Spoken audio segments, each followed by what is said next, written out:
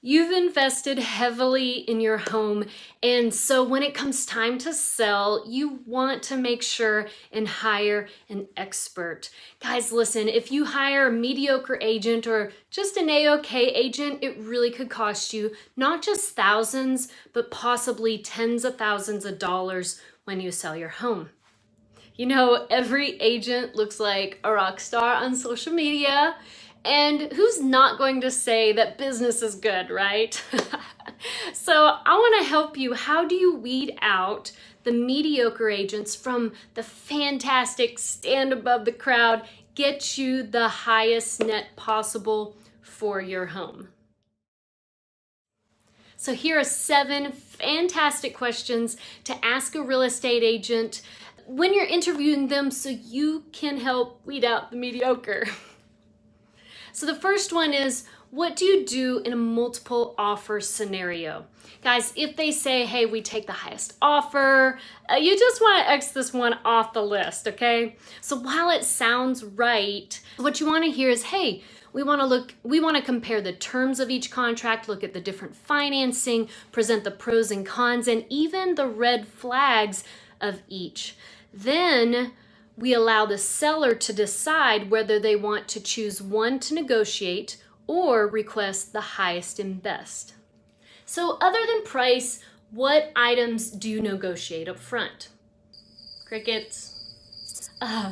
The option period? Hey guys, just because you get an amazing offer, it doesn't mean it will close with the same net. So the answer would be appraisal, repairs, option period, lease back. These are some of the items that you want to negotiate or at least have a conversation about up front. Especially if you have multiple offers, you have a lot of leverage. So even though the appraisal and repairs can be negotiated later while the home is under contract, you want an agent who knows how to set the expectations regarding both up front so you don't find yourself in a pickle later down the road. This is a good one. Number 3, what's the name of your professional real estate photographer and stager?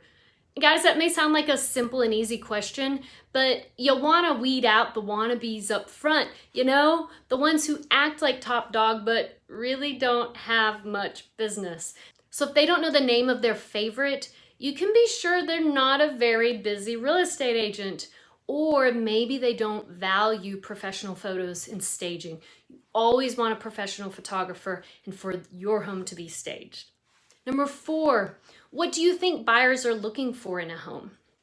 If they answer, it depends on their family needs, like how many bedrooms or location, bathroom, pool, etc., then I wonder if they understand buyer psychology, because this is a sales job.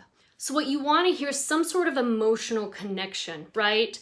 They want to fall in love with the home. They want a retreat, a place to relax. Maybe they're looking for something with prestige, because really many buyers are willing to sacrifice the location especially, or maybe even bedrooms, for a home that they fall in love with. Number 5, how often do you follow up with the lender, title company, and buyer's agent to make sure everything is running smoothly?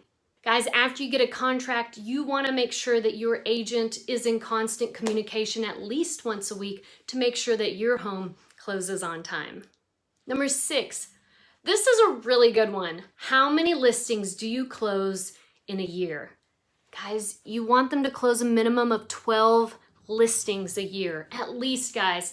And you really do want to have them to have 3 years experience. That's my recommendation, because working with buyers is legit.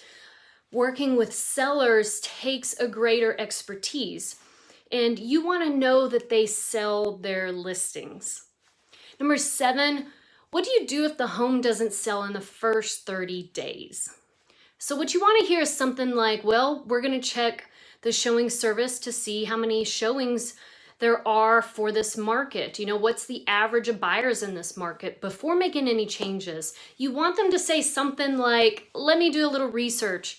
But if you hear them say, we want to lower the price right away, guys, lowering the price isn't always the solution, especially in these luxury neighborhoods. Sometimes it really is just about finding the right buyer, and lowering the price isn't necessarily the solution. While every home will sell at the right price, you want your agent to do their research first.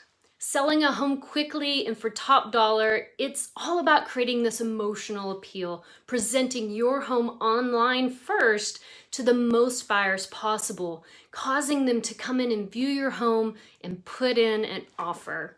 Guys, selling your home is a really big deal, and it takes an expert to get the highest possible price. If you need a referral for an experienced agent in your city, just reach out to me and I'm happy to help. And if you live in the DFW area, hey, I'm in your backyard, reach out. Guys, please comment, like, and subscribe to my YouTube channel, and thanks for watching.